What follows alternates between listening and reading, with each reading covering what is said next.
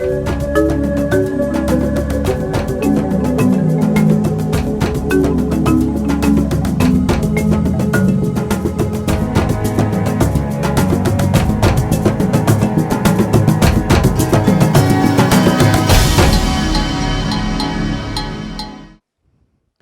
a few minutes ago, I was standing on a stage such as this, breathing in and out to contain my nerves, just as I'm doing now, before reciting a Swahili poem, a language I have always been so passionate about because I found it so beautiful and intriguing.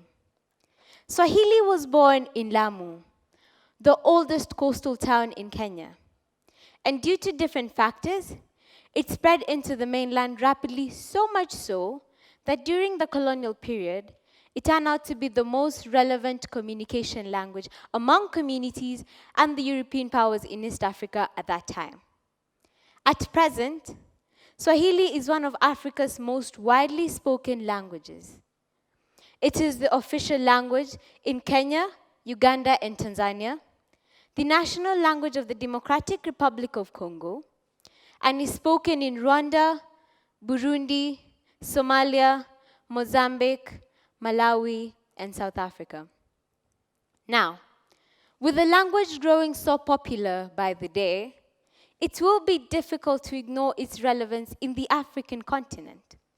It is with this phenomenon that countries are continuing to institute Swahili into their education curriculum. In countries such as South Sudan and South Africa, Swahili is being introduced in a move that hopes to create greater social cohesion among people in Africa. Having a generation of young people versant with Swahili simply means that in a handful of years, Swahili might just be the lingua franca of Africa. Tanzania is a country with over 200 tribes. Yet, these communities have been able to live in harmony since time memorial. This rich and culturally diverse country upholds communism. Such is sustained by the fact that Swahili is spoken and its culture is embraced by over 80% of Tanzania's population. Now, with that in mind, don't you think that so many conflicts and clashes could have been avoided if we spoke different languages but still had a common one, Swahili? This language also has thousands of wise sayings which are meant for, but not limited to, the youth. An example is asiyesikia la mkuu huvunjika guu. One that means that he who does not heed his elders' words will surely break his leg. Metaphorical, of course. Now, having such profound sayings guarantees an Africa with morally upright people, as this wisdom will keep on trickling down generation after generation. Prospectively, Swahili seems to be the one language that is taking the world by storm. An example is the common Disney slogan, Hakuna Matata, which simply means no worries.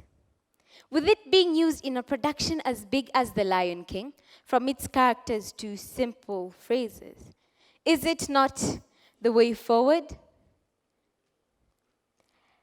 In the development of software and applications, Swahili is being implemented more and more. An example is Scratch, a programming software. It was translated into Swahili by a team of Kenyans. This makes it much easier for people in Swahili-speaking countries to access and use services from such applications.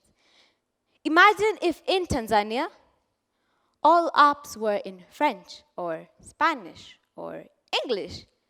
What would the local people who are not versed into the other languages do? In future, I see Swahili taking Africa a step higher. Swahili is so beautiful and is so powerful, it has the potential to knit Africa together thousands, hundreds of communities coexisting. Subcultures should be allowed to thrive, not because it is wrong to squash them, but because they enrich the wider culture here being Swahili, and the subculture being our communities. Swahili does not discredit our languages. Instead, it's a common ground for all of us. Swahili is what moves us as one people in Africa. All I would have to say is habari, and all your reply has to be is mzuri. And in that moment, I wouldn't think of you as someone from Malawi or Nigeria. Instead, I'll think of you as my fellow African. Therefore, keep calm and speak Swahili. Thank you.